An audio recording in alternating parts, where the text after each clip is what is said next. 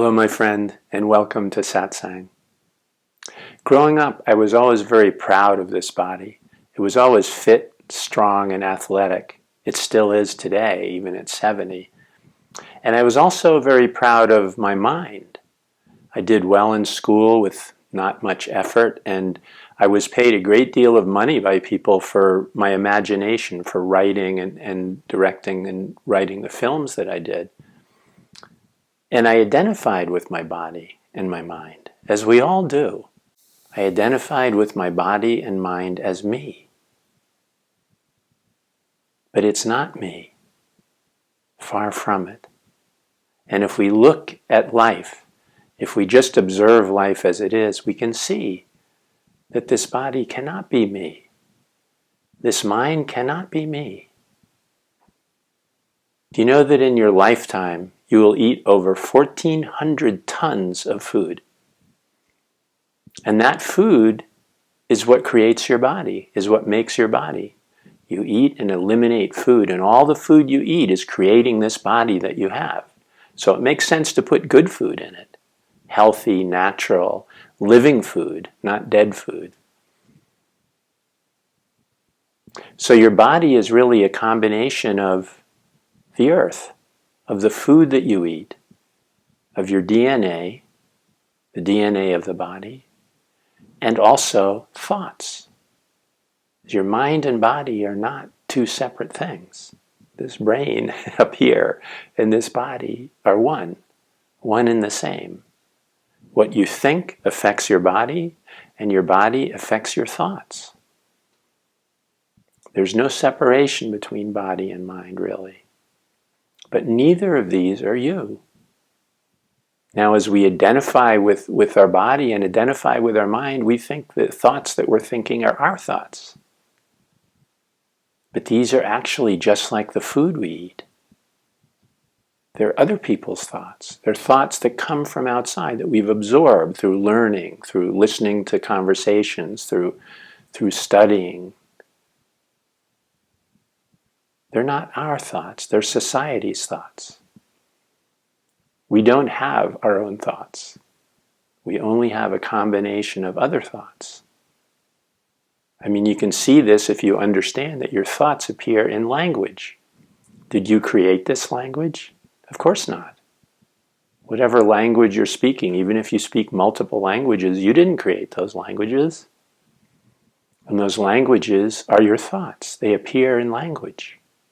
Sometimes they appear in images, but that's also food that you've absorbed, just like the food that you eat. You don't identify with a carrot, do you? Or a piece of kale, or broccoli? Or if you eat meat, a hamburger, the cow, do you identify with that as what you are?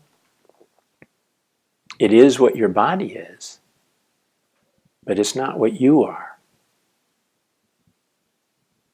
Your mind and body are not what you are. You're something else. You're what's aware of your mind and body. You're the awareness and consciousness of your mind and body.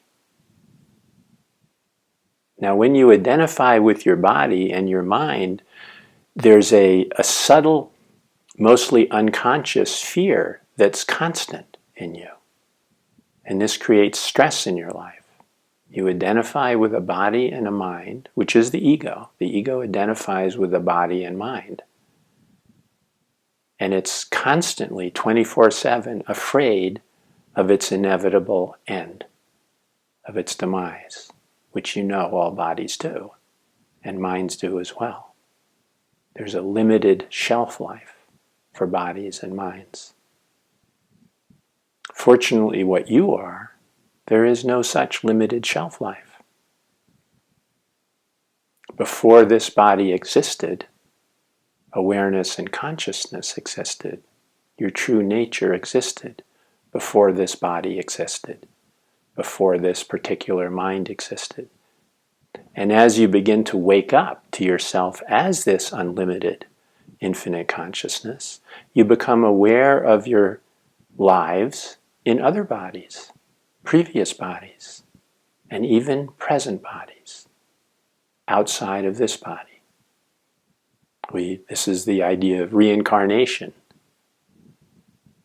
So this true being that you are is not a personal being. It's the true being of everything.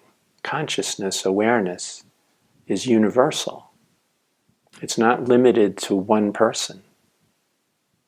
It's the same consciousness in everyone. That's why you begin to experience, if you do, not everyone does, but many people remember what we call past lives. We actually live these past lives. We experience the actual living in them. It's more than a memory. Concurrently with this life, we experience other lives. That's a past life experience, at least the ones I've had. And likewise, if you're aware, if you're empathic, you understand that you also experience other people's thoughts and emotions, don't you? If you're empathic, you know this. If you're not empathic, you're not aware that this happens. Being empathic simply means that your sense of self being a body-mind is not so confined, not so limited, not so stuck in this belief as it is for most people. So you're able to expend out a little bit, extend out a little bit, and then you feel other people's thoughts and emotions as well. This can be very challenging until you understand it. But everyone that wakes up has this. This is our very nature, consciousness. It's not one consciousness. It's not your consciousness. It's not your awareness.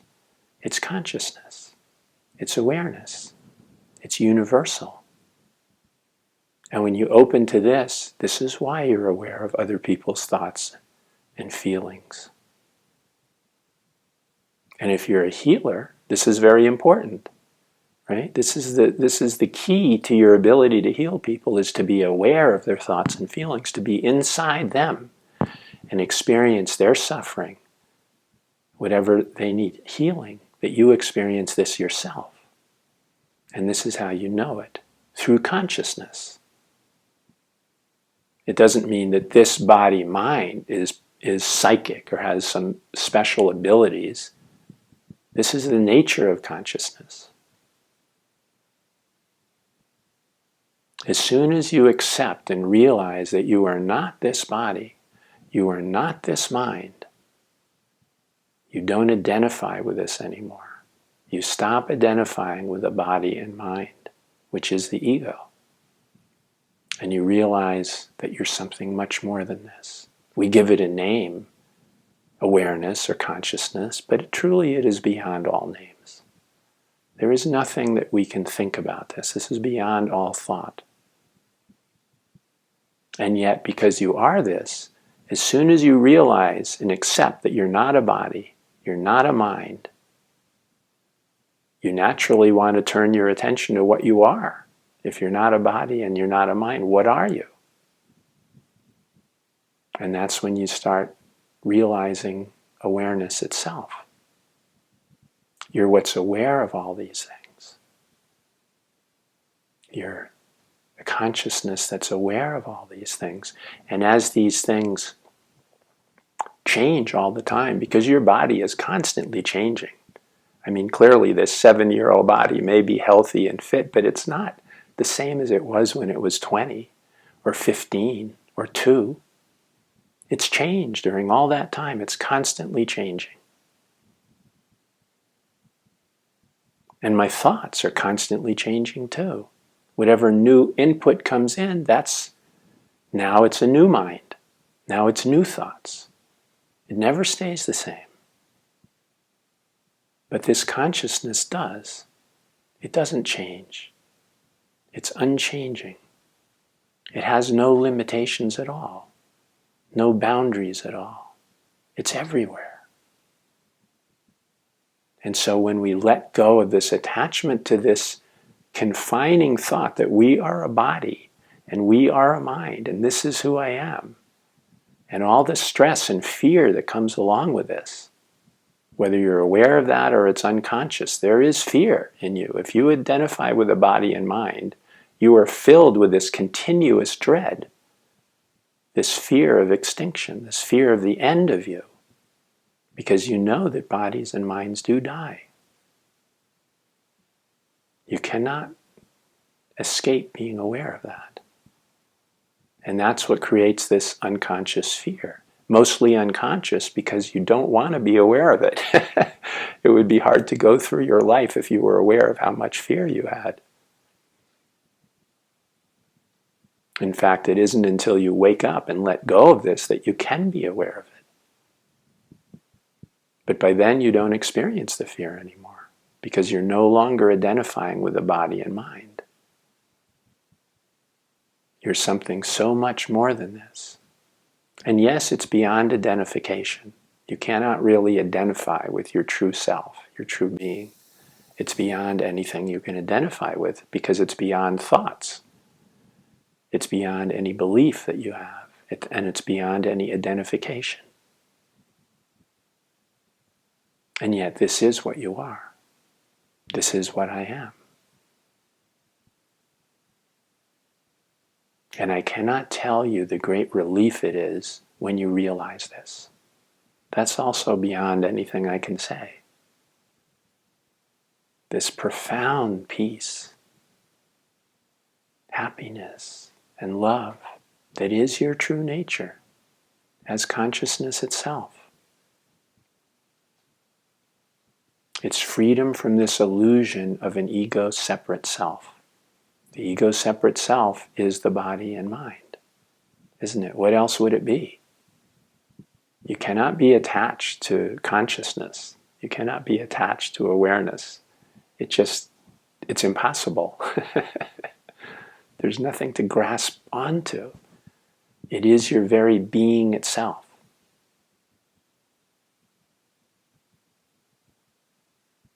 Thank you, my friend. I hope this was helpful. You can, as you go to sleep at night, just keep repeating to yourself, I am not the body, I am not the mind. As you wake up in the morning, remind yourself, I am not the body, I am not the mind. And if that resonates in you as the truth that it is, you'll start finding out what you are. You'll start realizing what you truly are. When you let go of all the illusion, truth is here. Always here. Just waiting for you. Waiting for your realization of it. Thank you, my friend.